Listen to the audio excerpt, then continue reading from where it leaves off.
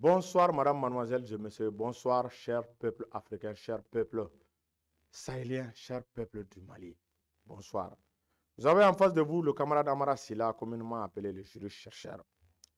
Donc, connectez-vous sur ma chaîne YouTube, partagez mes vidéos, likez et commentez-les.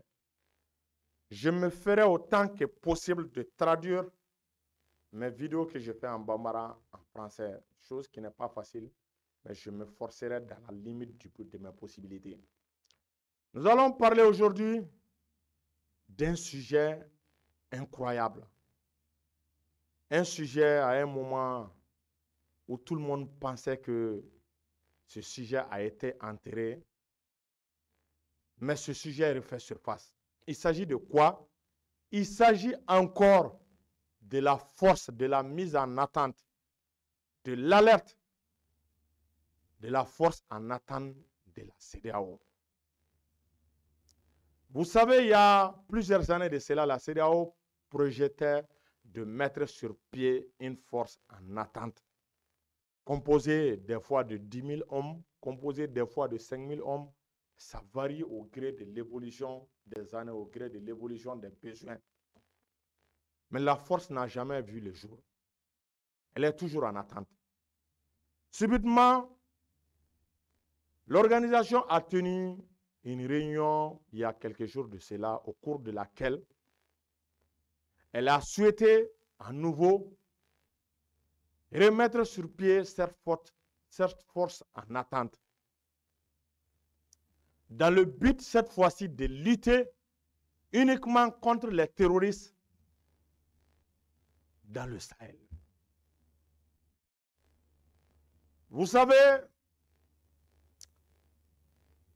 la dernière mise en date du déploiement de la force en attente de la CEDEAO remonte à l'intervention programmée contre le Niger. La CEDEAO avait décidé de mettre sur pied cette force en attente pour déloger le président Abdraman, le général Abdraman Tiani, en vue de réinstaller Bazoum au pouvoir. Face à la menace du Mali et du Burkina, la CEDEAO a fait volte-face. Elle a fait un retour, un revirement en arrière spectaculaire.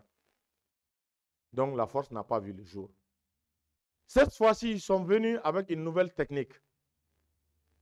Cette technique consiste à mettre sur pied une force en attente dans le but de lutter uniquement contre les terroristes. Ils ont écarté l'idée de greffer à cette force une force anti-putsch. Parce que la CEDEAO a pensé que la force anti-putsch viserait, ou bien des pays se sentiront visés, ciblés par la mise en place de cette force. Donc, ils ont enlevé le volet force anti-putsch pour s'en tenir uniquement qu'au volet lutte contre la sécurité.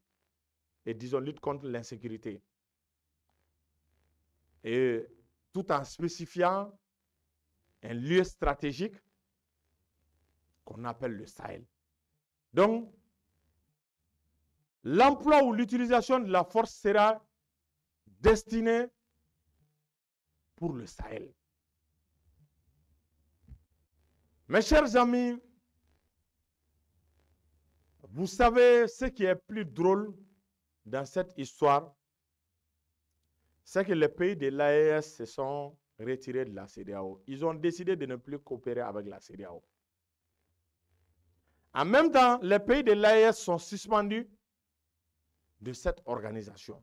Donc, ils ne peuvent même pas participer au rayon de la CEDEAO. Vous décidez d'envoyer une force en attente composée de 5 000 hommes sur un territoire qui ne fait plus partie de la CEDEAO, sur un espace géographique qui n'est plus contrôlé, qui ne fait plus partie de l'espace CEDEAO. Je ne sais pas comment cette force pourra être déployée. Je ne sais pas comment cette force pourra travailler. En même temps, le Mali et le Niger sont suspendus des réunions de la CEDEAO. C'est pour cela, cette fois-ci, la CEDEAO a décidé que les pays qui sont sanctionnés, notamment le Mali et le Niger, et le Burkina, puissent participer à la mise en place de cette force en attente. Ils ont clairement affirmé que cette force ne pouvait voir les jours sans l'implication des pays de l'AES, sans leur consentement. Ils ont admis ça lors de leur réunion.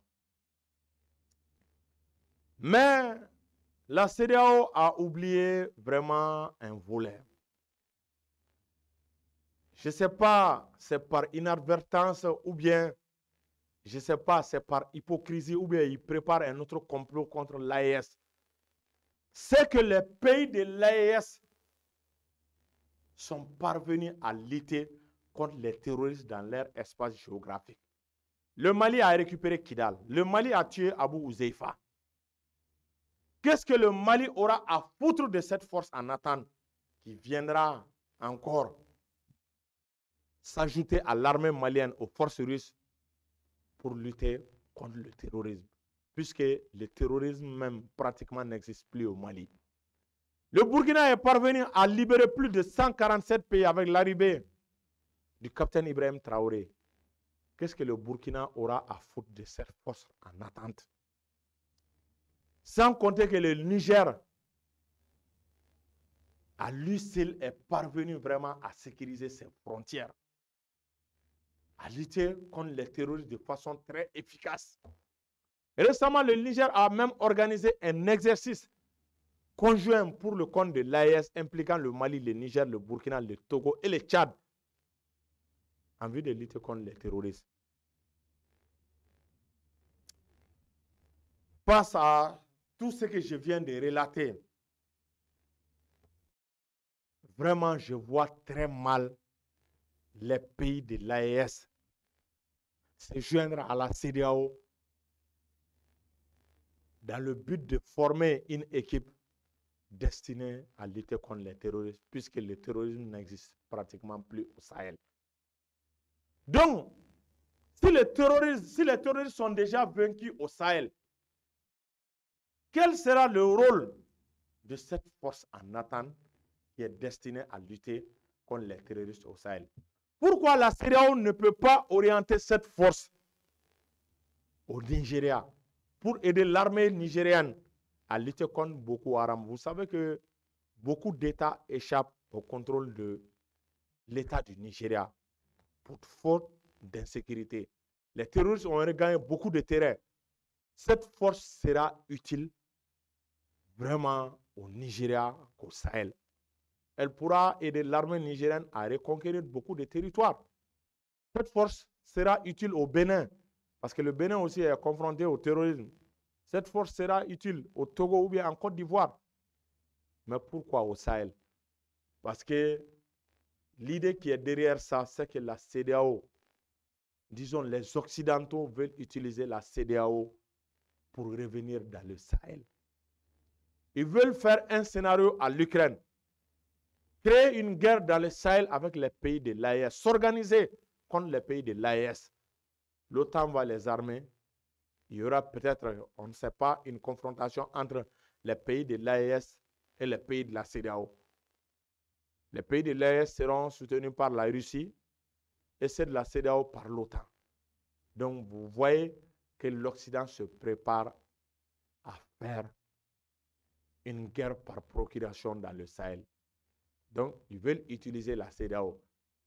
Comme leur premier plan a échoué à travers l'intervention au Niger, donc, ils ont décidé de changer de stratégie. Ils veulent utiliser les Africains contre ses propres frères en Afrique. Donc,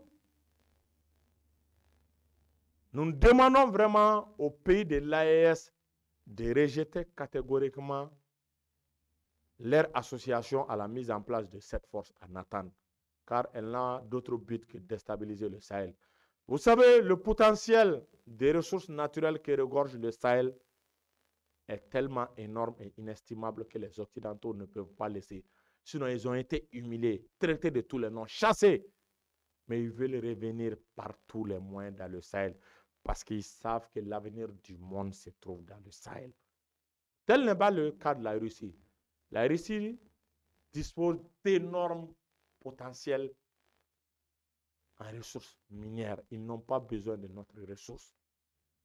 La Russie se suffit à elle-même en matière de ressources naturelles. Ce que la Russie souhaite pour l'AES et l'Afrique, c'est étendre leur zone d'influence. C'est de trouver un soutien, c'est de trouver des alliés en nous. C'est le seul objectif que la Russie cherche en Afrique. Sinon, ils ont leurs propres ressources, ils ont leur armement, mais leur faiblesse, c'est qu'ils n'ont pas beaucoup d'alliés sur le plan international. Donc, la Russie cherche des alliés. C'est pour cela que l'AES constitue un véritable atout pour la Russie. Raison pour laquelle les Occidentaux ne veulent pas voir l'AES grandir. L'AES s'armer, l'AES devenir une puissance, une véritable puissance. Car ça consisterait un jour à les menacer eux-mêmes qui sont occidentaux. Donc c'est pour cela que l'AES gêne tant les occidentaux. Ils veulent tout faire coûte que coûte pour détruire, pour briser cette organisation. Mais on ne va pas leur laisser le champ libre. On va se battre, on va résister. Donc, c'était le résumé, le ramassé de ce que j'avais dit en Bambara. Donc, je vous salue, chers peuples africains. Au revoir et à bientôt.